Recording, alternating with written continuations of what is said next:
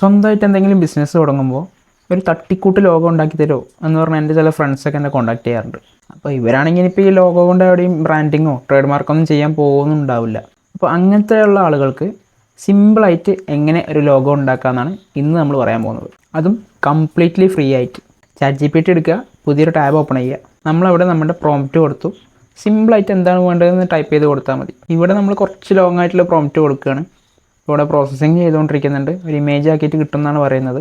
Okay, complete ആയി. Logo ഇവിടെ കിട്ടിയിട്ടുണ്ട്. അപ്പോൾ ഇത് ഭയങ്കര ജനറിക് ആയിട്ടുള്ളൊരു ലോഗോ ആയി. കുറച്ചും കൂടി നമുക്കൊരു കുറച്ച് വെറൈറ്റി ആയിട്ടുള്ള ചെറിയ എന്തെങ്കിലും മാറ്റമുള്ള ഒരു ലോഗോ കൂടി നമുക്ക് ജനറേറ്റ് ചെയ്ത് നോക്കാം.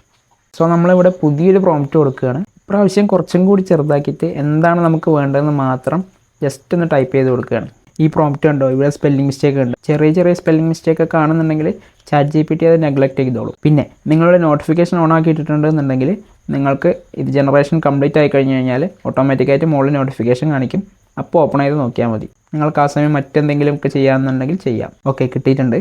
അപ്പുറത്ത് കണ്ടോ, ഒരു തക്കാളിയും ഒരു പച്ചമുളകും കൂടി എക്സ്ട്രാ ആയിട്ട് തന്നിട്ടുണ്ട് ChatGPT ലോഗോയിൽ.